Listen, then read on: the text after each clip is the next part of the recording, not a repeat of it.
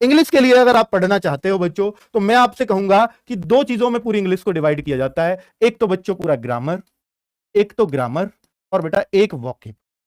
ठीक है, रीडिंग में भी कोई लोग तीन में डिवाइड कर देते हैं, तो रीडिंग में भी कह देते हैं कि पैसेज वगैरह भी आ जाता है, या जंबल सेंटेंस कभी एक आध आ गया तो वो रीडिंग में आ जाता है।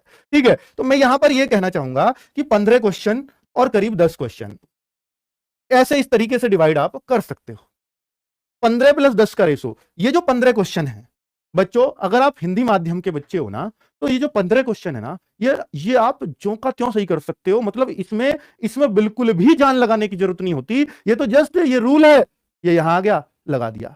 बच्चों इसमें यह नहीं है कि आपको इंग्लिश बहुत ज्यादा जानने की जरूरत है। अगर आप इंग्लिश सीखना चाहते हो तो सबसे पहले ग्रामर पे पकड़ बनती है आपकी। वोकेबलरी पे बच्चा थोड़ा सा बचता है। वोकेबलरी उन लोगों की थोड़ी सी ज्यादा स्ट्रांग रहती है जो न्यूज़पेपर वगैरह इंग्लिश की रीडिंग वगैरह मारते रहते हैं।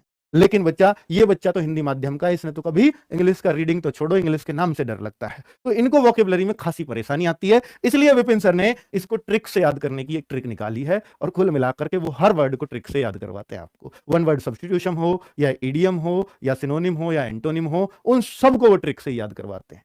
ठीक है, प्रीवियस ईयर के हिसाब से चलते हैं पूरा। और आप याद रखना बच्चों, अगर आपने पिछले 3-4 साल के प्रीवियस ईयर देख लिया ना एसएससी में आए हुए वोकेबलरी के, सारी वोकेबलरी उनसे रिपीट हो जाती है।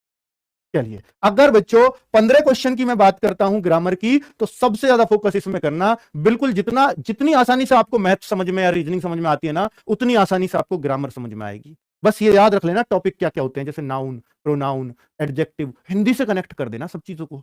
आपको ये बहुत आसान लगेगी ग्रामर सीखना, क्योंकि मैंने भी हिंदी से कनेक्शन बना के याद रखा है इन सबको, और बहुत आसानी से याद होती है बच्चों।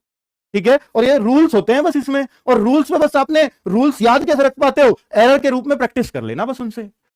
हमने जो अगर हमारी जो बुक है इंग्लिश की, उसमें यही काम किया है, रूल्स दिए और उस पर ही फिर एरर्स दिए बहुत सारे, ताकि एरर्स के रूप में वो प्रैक्टिस हो जाए, और एरर्स भी प्रीवियस ईयर दिए हैं सारे।